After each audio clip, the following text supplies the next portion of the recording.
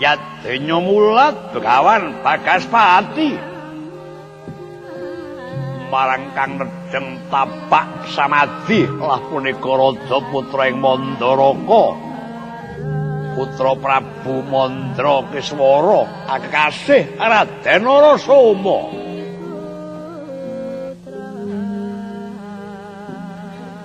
nalika tinundung dening ingkang Rama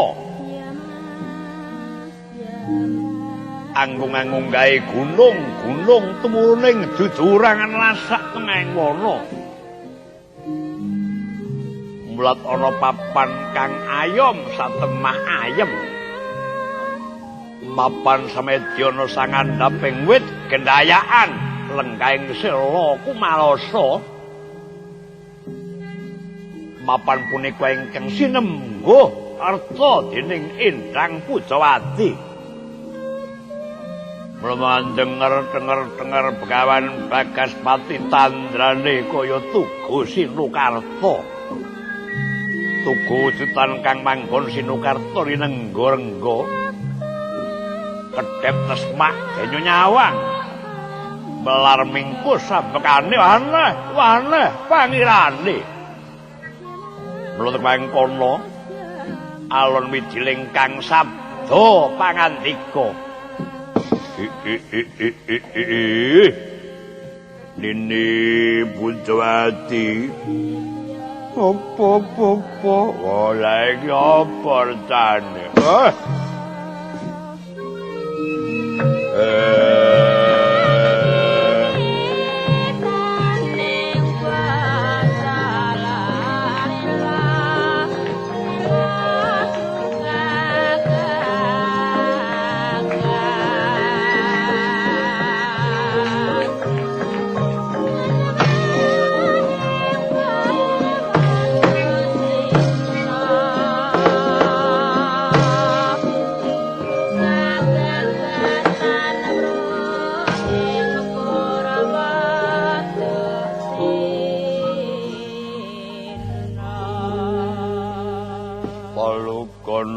kuning lekas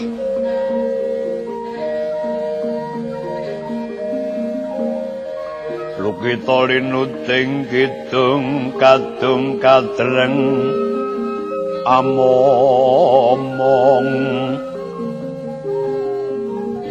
mamangun manah ora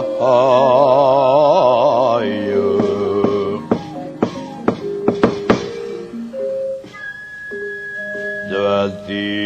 Pujawati opo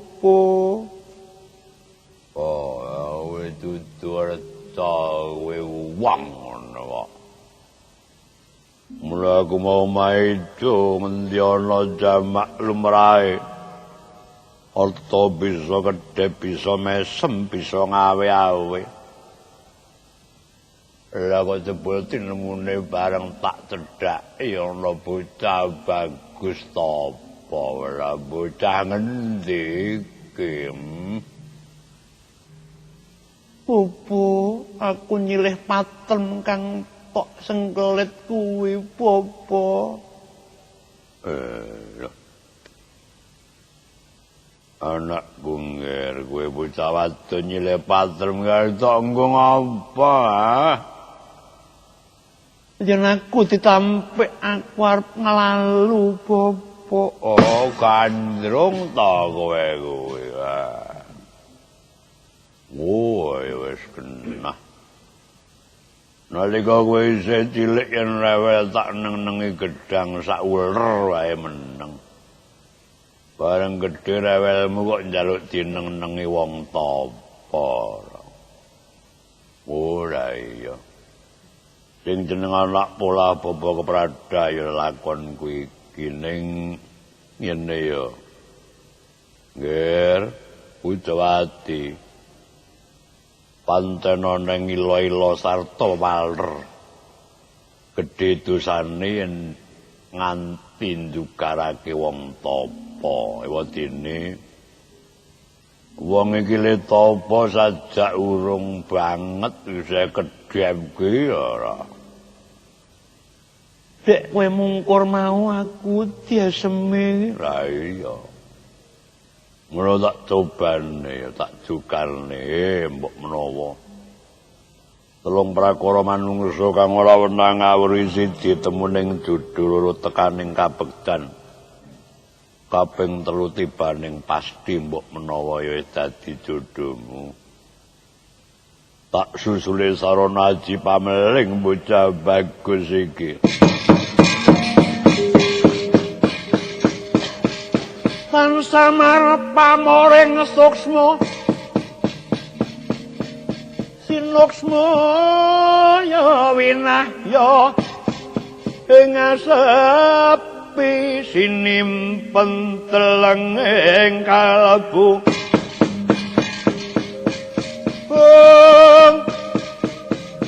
mambukaning marana talen saking liyep layaping ngaluyup pindha pesating supena sumusuping rasa jati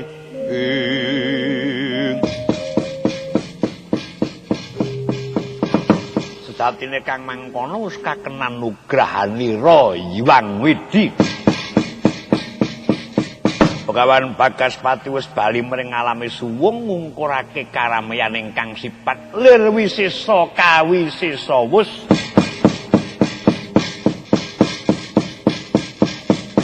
Petraping cipta sasmita kuwasa angobah wasisaning mangsa kala. Denyun dawek sekung samadhi Raden Narasoma. Sinusul dening aji pameling dening Begawan Bagaspati. Rika kaya wungu saking nindra.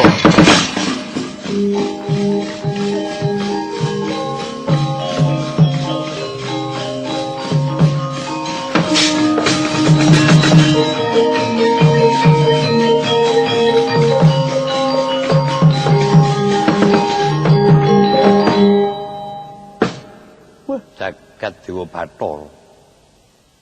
Ya jagat pangestungkara aku iki ngimpi. Apa lakon tenan iki? Coba ndak kisike kulitku. Lho, lah kok isih nyuwara? Tegese aku iki ora ngimpi. Ning lakon kang tak tindakake iki kahanan kang nyata. Lah kok jebulana buta semono gedene? Dandan Brahmana. Kowe iki sapa? Kowe iki sapa? Aku takon sik. Kene iki papanku. Monggo kowe ana kene ora nembung aku, iki mesine kudu aku takon. Kowe iki sapa, Den? Raja putra Mandaraka. Putra Prabu Mandratpati, kekasihku Raden Narasoma. Oh, ora ta. Ingune golongan piyai kowe kuwi. Cetra ing Semar mesing madu tedhak ing atapa truning andana wali. Ning kok rada ora nengenake marang tatanan. Lho. Tatanan apa? Aku iki putra Narendra. Kalebu papan kang tak ambah iki bawah Mandaraka. Sapa sing ngalang-alangi? Kowe iki sapa? Ya. Sakarmu. Yen kowe kepengin nyumurupi aku iki ingkang minangka panca kaki ning asrama kene. Kene iki pertapan ngarga belah dene aku pepara Begawan Bagaspati. Lho. Lah nek buta Begawan. Apa Begawan kesasar mapan nggon wujud kaya kowe kuwi? Ya sakarmu, kowe muni piye wae wong ora lagu ora kelegan iki ya wis kena. Lah iki ngene ya. Senajan kowe ngaku putra nata nanging tamitan ideping tata ora jenengmu kaliyan kudu dipernata.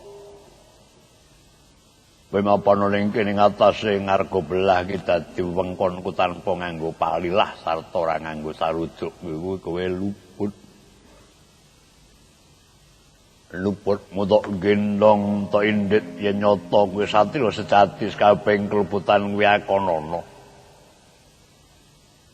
Wong kang akoning klebutan iku dudu sawijining kalistan nanging sawijining kautaman. Beda kalawan wong kang endring kalebutan mau malah sok antuk bebenduning dewa.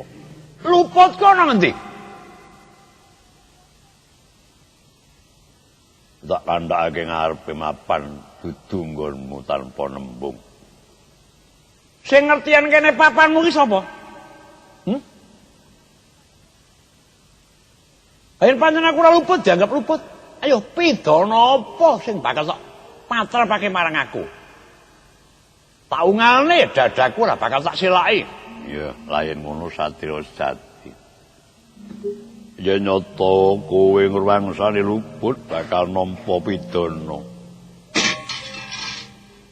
Popo, aja tak pidana, Popo, sakake.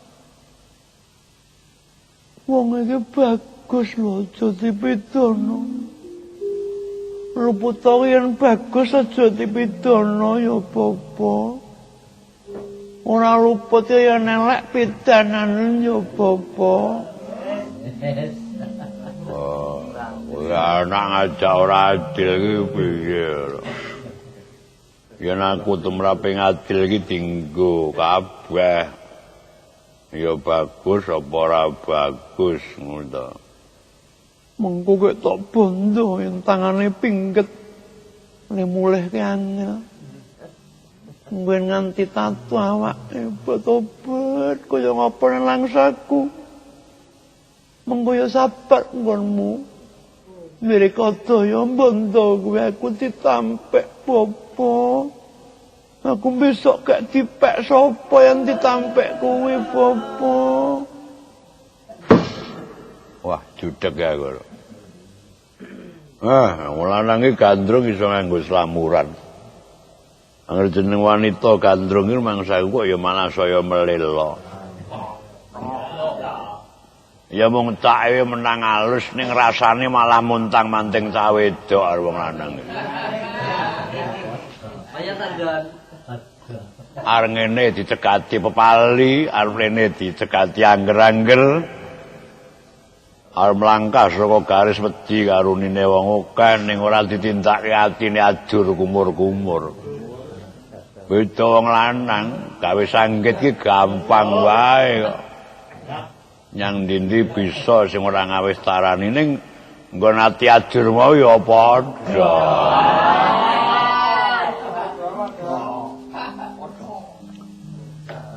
Ayo sewu loro dadi siji ora kaya wong loro gandrung. Apa biyen bapa ya tau lho.